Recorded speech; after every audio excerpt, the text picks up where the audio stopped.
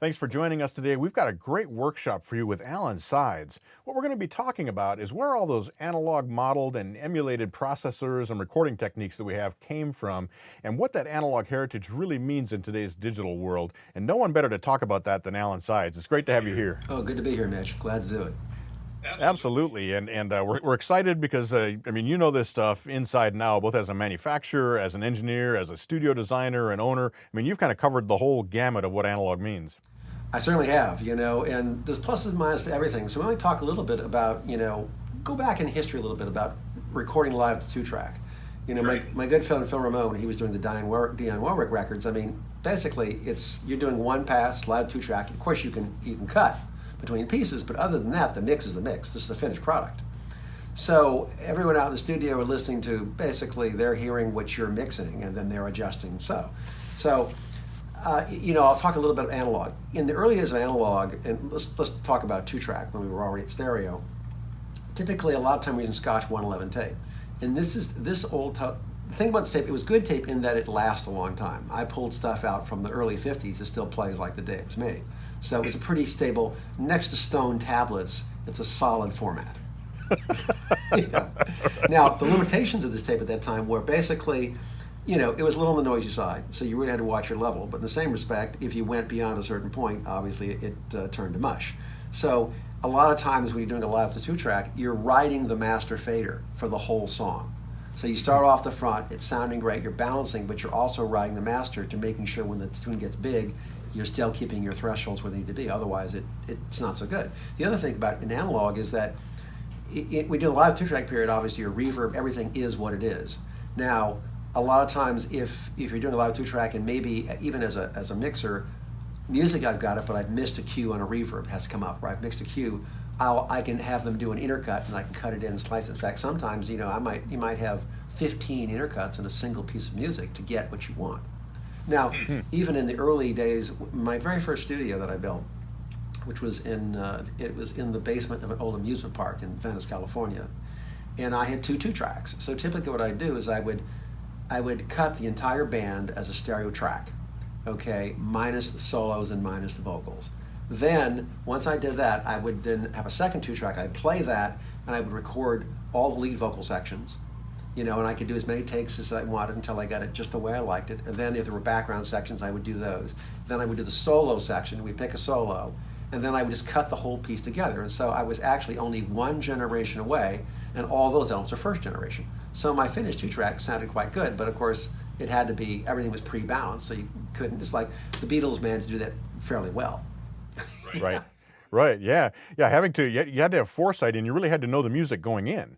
Because if you're surprised, then the take is basically ruined. Absolutely. I mean, and so, you could edit, but years later, I would do a lot of audiophile records where I was either doing direct to disc or live to two tracks. So for me, I was familiar with that because I was doing it in my garage, Right. and so, the days when ProTools came along and we had the unlimited track capacity where you didn't need to make a decision because you just keep printing takes. The problem then, because you had so many channels that it became such a nightmare after the fact, say, well, God, we have 36 takes of the guitar solo, and now let's start going through this again. And then as an engineer, what I would always do is in the Pro Tools era, I'm always taking notes. Any high point, make sure you remember it because otherwise it gets lost in the dust. But going back to analog again, when live two-track was a pretty amazing format, and the really good engineers who nailed it made some amazing recordings. But then we got into multi-track. Three-track was interesting because all of a sudden now we can record the orchestra and we have a vocal on one track and we can punch the vocal in and we can make corrections, which you couldn't do before. But one of the problems we had was that, a lot of times you print a reverb in stereo on the stereo track, but if you printed the verb for the vocal, it would have to be in mono because you put it in the vocal track. So what Capitol would do, they would, for monitoring purposes, they would listen to reverb on the track and they would add reverb for the vocal. But when they did the mix, then they would add the stereo verb on the vocal. But the other thing about the analog period from that, if you listen to the original master as it was, it usually sounded great. But when you went one generation down in the earlier of analog, that was about a 20% loss in quality. I mean, the two-track mix, and so like sometimes I've gone back to some of the early three tracks, and the sound of the three tracks is 20% better than what the mixes sounded like. And so if you then retransfer those, you can make some pretty amazing recordings. I did a mix of, but going on that, let me go back onto 8-track. Now 8-track was a tough period because all of a sudden now we could control everything, but all of a sudden you end up having drums in mono on one track, bass on mono, strings are mono, backgrounds are mono, everything's mono. So you got 8 mono tracks because you don't have, if you want everything separate, there's not enough room for stereo. So 8-track was not the most lovely period sonically because when we used to have everything was wide stereo, all of a sudden it was mixed mono. But certain engineers like Roy Halley, who did the Blood, Sweat, and Tears stuff, Roy, he'd record the drums in stereo on 2 tracks as a complete entity, kick, snares, the whole thing stereo. And then he'd record the horns in stereo, different things, and then he would do punches and inserts to do rides. And so he did a lot with 8-track that other people weren't doing at the time. So his stuff, like on the BS&T spinning wheel, those are all stereo drums. And Bobby Coleman's stuff sounds, very impressive. But anyway, yeah. So 16-track was certainly a really pleasant time because all of a sudden now we could have stereo again. And then when 24-track came along, we could really get some fun stereo things happening. And then of course, as a studio owner, the thing that got crazy was 124 wasn't enough. So then we'd have 2 24s, and then we'd have 3 24s. We even had 4 24s locked together on certain sessions. Wow. I think it was Lionel Lynch. It might have been All Night Long, where we basically had the mix was done in 2 rooms. We actually have 2 24s locked up, all the rhythm elements in one room, and then 2 more 24 tracks locked up at the second room, sync the whole thing together. And the mixer would go from one to the other. Wow, that had to be just scary, though. I mean, it had to be nerve-wracking, assuming all that mechanical stuff was going to stay locked. Well, of course, and keeping everything synchronized was always a tough situation. When the synchronizers came along, it was always a pain in the rear end, if I may say.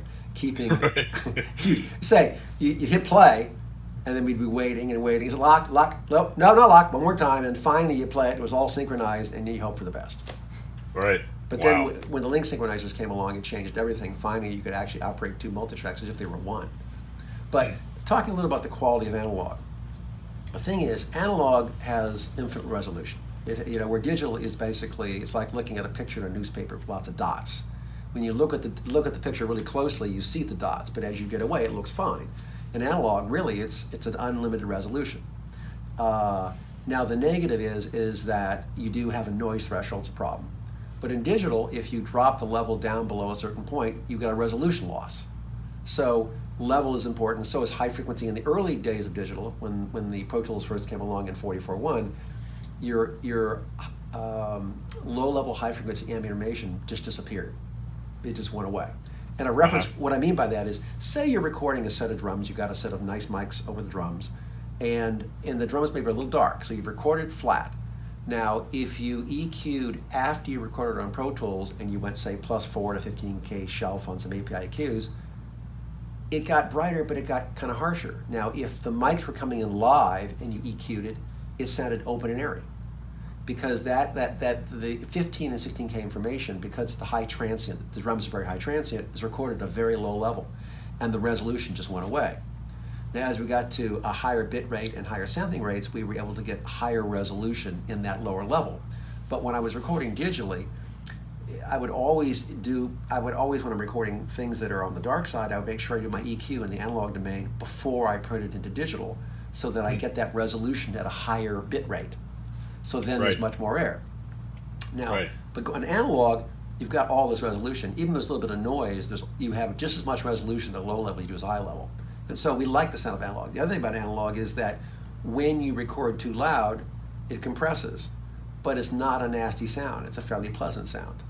In the same respect, if you're recording on a multi-track analog machine, say you're recording a 16-track and you're recording a kick drum, if you're looking at VU meters and you're hitting a 0, say you've got an analog tape machine, say with some Scotch 250 tape, it's going back to the 80s, right? And say that you're set up for +4 or +3 on the machine. If you hit 0 on a VU meter, you've probably got +16s hitting the tape that you're not seeing. And so what happens in the analog domain is when you listen to the playback, it gets pretty mushy. So what I did is, as you start dropping the level and listening to the output, you get down to about -3 on the VU meter, and the kick sounds pretty damn good. All of a sudden it gets clear and defined, because so a little bit of tape compression is a good thing. A lot of tape compression is mush. And the other thing I got to say about analog is that, if I'm listening to the track coming in live, that's a 24-track analog recording, I'm not listening to the tape, I'm listening to the input. Then I play it back. Well, when I play it back, it doesn't sound like the input. If everything is right, and I'm very careful, and I record everything, it sounds pretty darn good, but, it's a little softer sounding, not quite as clear and defined as it was originally. But it has all the air and the space around the instruments. It's something that has all this resolution. And the other thing is, in analog domain, I tend to record mostly at 30 IPS because I love the clarity, the highs, and the low noise.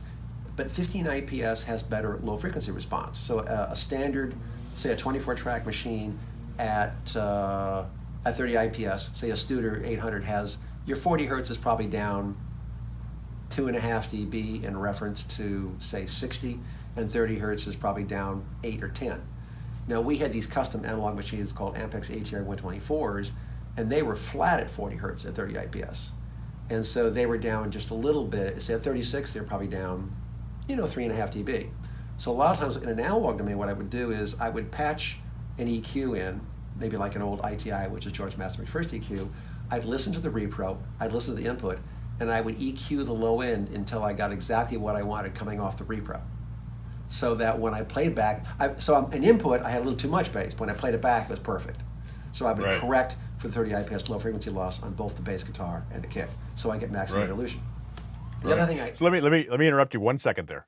So you've used a number of terms there that someone who's never worked with tape or an analog machine might not know what some of those mean. Can you explain for us what IPS means when you're talking about tape saturation, even things like biasing? Some of those kinds of terms come up all the time, and people may not understand what they mean in the real analog domain. Well, in regards to IPS, except the speed that you run it, typically there's two speeds that multi-tracks are running at. We're about 24 tracks and 16 tracks and 8 tracks. Professionally, generally speaking, it's going to be 15 or 30 IPS. Now, at 30 IPS, obviously tape's moving faster, so you get a little more resolution, you get a little better top end, and I think you get a little more air. That's what I would say. Mm-hmm. At 15, because at the time these machines were built, the heads were really designed for 15. So at the lower frequencies, we got a longer wavelength. So when the tape goes faster, the heads were not wide enough to pick up the lowest frequencies as they do at 15. Now, later on, it was possible, Greg Orton, who designed the Ampex ATR heads, and he designed a custom head that could be flat at 30 hertz at 30 IPS, because it was only a question of changing the design of the pull piece to get it to produce those frequencies. But, which is why, one more thing, I'll get back to the definition here, but if you're comparing, say, a Studer 800 to an Ampex ATR 124, the 800 doesn't have as good low bass 30 IPS, but also it's not near as clear and defined. The ATR 124 had a higher slew rate, was faster amplifiers, and less stuff in the audio path, and so had better bass. Right. Now, in regards to tape saturation, what that basically is that once you go past a certain threshold with the analog tape, you actually can't record any louder. So what happens is it compresses. It's a kind of it's a compressor that's pretty soft sounding, and it's never blatant distortion. It's more like the signal just gets softer and quieter. Now, it's like anything. It's like digital. If you're in a digital platform and you hit an occasional red, it's not a problem. But you're starting to get a lot of reds, it gets pretty nasty. Analog's the same way. If you go too far, it just turns to mush. Mm-hmm. Because not only do you get compression, but you also get high frequency start dropping as well if you go too far. But then a lot of rockers, they like the sound of their guitars, electric guitars and stuff. A little bit of tape compression adds a sort of kind of a pleasant sound to the guitars. And so sometimes what they would do is, once again, you're recording some electric guitars, you've got it sounding a certain way. I go and record it and I listen to repro. And then you start turning the level up and you find out when you get just the right amount of tape compression, it actually makes your guitar, it adds kind of a very nice compression to it that you could not get out of a conventional compressor. I think that's why the plugins have been so popular, because they give you something that's hard to get. We were doing a session one time over at Record One Studios, and I think it was Aerosmith, and I think it was an early record, and they recorded it in ProTools on the first digital system, the early ProTools, and they recorded it all at fairly low safe levels. So there wasn't much resolution, because they didn't realize it was important to use all your bits. And so I remember the engineer says he just couldn't get the background vocals to gel. So I ended up transferring him to my Studer 800 analog machine, and then transferring them back. And it took a lot of this kind of dirt or this digital grit out, and it made it sound much silkier, actually much more musical. So sometimes it blended it in a way, and it took the gradations out and made it sound more analog. So in that case, it was degrading the signal, but in a good way. Right. You mentioned a couple of times. You've mentioned monitoring input and repro. Just so everyone's aware, what does that mean? Well, let's look at this. When you're working in Pro Tools or any sort of digital format, you never hear input. There's no way to hear input. Everything you hear is being digitally processed, and you hear what you hear. In the recording of analog days, when we're in input, basically we're hearing the mics basically coming straight to the speakers. In other words, where there's no analog. I mean, you're going through the electronics of the machine, but you're not hearing the tape sound. So of course, it was always a little disappointing because when you play back the tape, now you hear the sound of the tape, which never sounded as good as it did coming through the input. And so the musicians never get to hear that because they're out in the studio. But you just heard it, now you've heard it, it sounds ridiculous. They walk in for the playback, hey, yeah, it still sounds good, but you should have heard it before I printed it. Right. Yeah. It was crazy. I mean, working in those days because of those things you had to account for when you were working as engineer in the room. Well, even in the analog, because I couldn't stand a tape copy. So like when I would do mixes, and I worked on a lot of records, a lot of times if it was a song I really loved, I would do a print for me and a print for the label. So I'd have a first generation 2-track that I would keep in my file. Because the problem is if I made a 30 IPS tape and then I made a copy of it, once again I lost another 10 or 12%. Because as tapes improved, the copies weren't near as bad. And then I might talk a little bit about when Dolby came in. Because, in the analog domain, Dolby was the first real noise reduction system. But for every plus, there's a minus.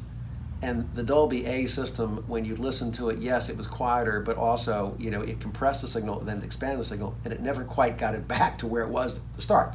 So it reduced the noise, but like on kicks and snares and punchy stuff, it just made it sound much mushier. And to me, I never used Dolby because I really didn't like the degradation it added to the thing. It gave you a little bit less noise.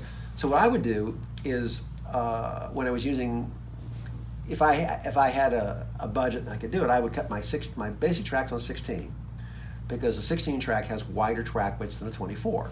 So it's quieter, it has more dynamic range, and it sounds fatter. But what I would do is I would print my kick on 2 tracks, and I'd put my snare on 2 tracks, and I'd play them in mono. That cuts the noise in half. It's like a wider track width. If you played it in stereo, it'd be the same noise. When you put it in mono, the noise drops by 3 dB. So it allows me to record my kick and snare at a bit lower level and get super punch and also drop the noise by half. So I would cut my basics on a 16 and then do the overdubs on a 24. So I'd have a 16-24. I think Bruce Woodine, he had this thing called the Acusonic press. This was like 3 16 tracks locked together at one point. Bruce was, Right. Because 16 tracks really, the wider the track, the better it sound. We went 24 track, we paid a price. Now, so we talked about tape compression, and we've talked about IPS speed. I would say the thing about analog and digital, as I was to make a comparison here, is that if you want to get the most resolution out of it, the level you record at is critical in both digital and analog. So in analog, I have to find that perfect spot where I get the right amount of transient or impact without getting just the minimum amount of tape compression with the most perfect sound I get. So in analog too, the same thing. Generally speaking, I always found it better to be EQing prior to recording, because once again, if it was a dull piano and I needed to add quite a bit of top after the fact, I'm not only bringing up the piano, I'm bringing up all the tape hits. Right. Right. Now in the case of digital, I'm not bringing up hiss, but I'm not bringing up the resolution because there's not any sound in the low sampling rates in the early years. Digital was pretty nasty. What I mean by that, if I'm recording on a 24-track analog machine, and I play it back, it sounds pretty natural and pretty close to the source. Early digital was harsh, it was harsher, it was thinner. It was a tough, and a lot of people didn't like it at all for a long period of time. But what's interesting is the first digital machines, like the Soundstream digital machine was one of the first ones. I did a record with a Duke Ellington Orchestra and a Diane Carroll live. It was direct to disc, but we did it as a live digital recording too. And that machine sounded pretty amazing. And also when the 3M came along with the 32-track 3M machine, that's what Nightfly was done on. that machine sounded amazing. But when Pro Tools came along, those machines were both at 50K sampling. They were 50K sampling, 16-bit. Pro Tools was 44.1, 16-bit, and it was not pretty. But we figured out how to make it work, got better and better and better. Sound got better, everything got better as time went along. But when you're recording digitally, it's extremely important. Once again, you want to maximize resolution, which means that if you were recording a duller instrument, it's better to do the EQ prior to the fact. Now remember, this is in an analog EQ is not the same thing as digital EQ. So if you're using an analog EQ, say on the overhead drums or acoustic guitar and piano, before it hits the converter, then you're bringing all that high frequency resolution up into a higher bit range. But if you record it flat and use a digital EQ, then you're not adding any resolution, you're just bringing up whatever exists in the recording. Right. Which is contrary to the way many people work today, because most of us will record, with as little processing as possible, assuming we can add that in the mix later. What you're suggesting is the more analog approach would be to do all that on the way in. I think so, if you have the gear to do it.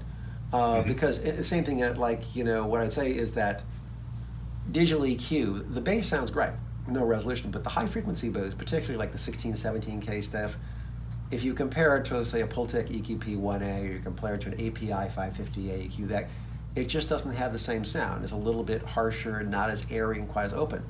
Now there are certain plugins, like the UA version of the EQP1A Pultec. The 16K of that, I gotta say, sounds pretty sweet. So there are some good digital EQs, but in order to eliminate the problem of resolution in the lower gain ranges, I do like recording at a higher sampling rate. So I find if I record at 96 or even at 192, all of a sudden, then when I put the EQs in, I get all this resolution back. So it allows me to record without EQ, and I still can bring it back up again. And that's the biggest. Right. I hear more, like if I record something at 48 and I do a nice job, it sounds fine. If I record at 96, it doesn't sound that much better per se, but if I have to EQ stuff, it sounds way better. That's when I really hear the difference. Interesting. Yeah. Right. So you're suggesting that it's higher sample rates as well. Yeah, that's when you really, because then when you start reaching for that stuff, the resolution is there to bring it back. And you really hear that in 2 seconds. Right. And so if you have a format that allows you to record, 96 is pretty easy these days. 192, if you've got a lot of tracks, becomes a bit more complex. Right. But Well, I wish we could keep going all day long. Believe it or not, our time has already flown by. There's so much we could talk about with all this. But if I could summarize what this reminds me of is when I talk to a great engineer like yourself or Bruce Swedin or Al Schmidt or some of the guys who really came up through the analog trenches, if you will. It reminds me of being told so many times that when comes time for me to do the mix, I just push the faders up, because the work's been done on the front end and you've captured the sounds with the tones that they're going to have at the end. And to me, that's the real takeaway from the analog years, is bringing that into the digital domain of having your sounds already there when it comes to mix. Absolutely. I could not agree more. Because, the thing is, if it ain't cooking, at that point, you're going to have to fight really hard to get it at the back end. Right. That's awesome. Yeah. Alan, thanks so much for sharing your experience and all your knowledge. I mean, like I say, we could go on for hours, digging into everything that you know about this stuff. And maybe we'll do that. Maybe we'll come back around sometime, and I'd love to sit down and do a longer interview with you where we talk more about this stuff. Well, thank you, Mitch. I sure appreciate it. And it's great talking to somebody who actually understands the stuff, too. As an engineer, and you do this stuff yourself, so you know. Well, thank you for saying so. And man, thanks for taking time today. I know how busy you are, and we appreciate you joining us for GearFest 2020. Oh, glad. I was going to say glad to be there, but virtually glad to be there. Right. Glad to have you here virtually, exactly. Right. Take care. We'll see you soon. See you soon. And thank you for joining us here at GearFest 2020. We're glad to have Alan Sides joining us. So much great information there. Lots of wisdom to be gained. I'm Mitch Gallagher from Sweetwater.